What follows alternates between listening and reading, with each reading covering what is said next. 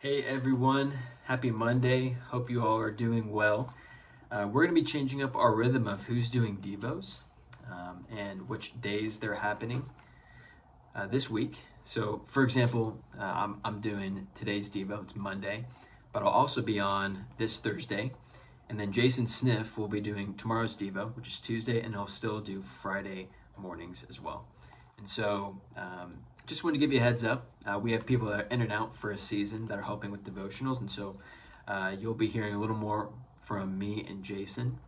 And then we'll reintroduce Nikki, who's on sabbatical right now, and then Josh Jacobs, who's been doing Thursdays. He'll probably come back sometime around the new year. So if you're okay with it, you're going to be hearing a little bit more from me and Jason if you join us daily. So I just wanted to give you all a heads up. And by the way, we are still going through our Love My Community study. And the focus for this week is on about how we follow Jesus. And so what better way to follow Jesus through his word and by going through John chapter 14.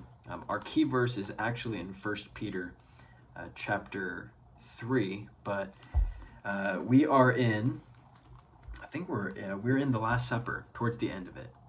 And Jesus is shedding light to the disciples on how things are going to change, how Jesus is going to go away, and kind of gives a glimpse and casts some vision for what the future could look like, both presently for them and also in the future for what eternity looks like.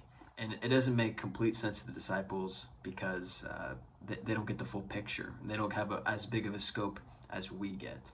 But the idea here is one of the key things that we get to hone in on is that Jesus says this to the disciples. He says this in John 14. Do not let your hearts be troubled. You believe in God, believe also in me.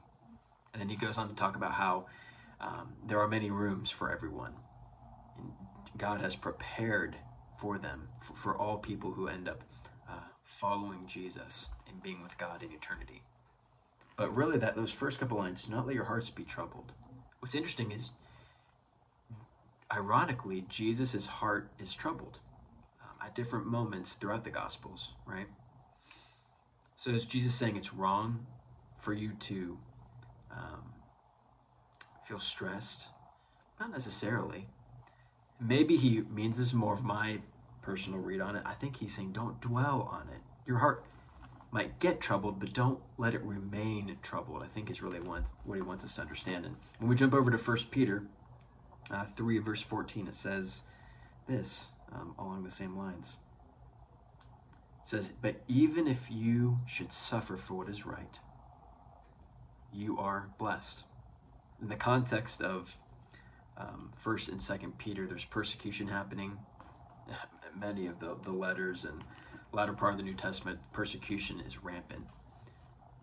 Peter is just giving a simple reminder that no matter what you go through, no matter what pain you experience, no matter what hardships you face, it's a very simple reminder that you are blessed. You're blessed because you follow Jesus. In other words, to say, hey, at the end of the day, regardless of how you feel, regardless of what you're going through, you have to be reminded and know that everything's going to be okay. There might be hardships for a season, there might be difficulties that you're facing, but we have to be able to get out of that for a moment, zoom out and recognize, at the end of the day, even though this is hard, it's going to be okay. The pain will stop at some point. The gloomy clouds will go away and there will be sunshine. We will get to the light at the end of the tunnel. So no matter what is going on for you today or this week or has been, would you just be reminded and encouraged that that's not the end? When we follow Jesus, it can't be the end because ultimately we are blessed. And we follow a God that loves us and wants good for us. And for our benefit at times allows us to go through hard things, to lean into him and to recognize our need for him. But we're blessed. And so be encouraged by that today.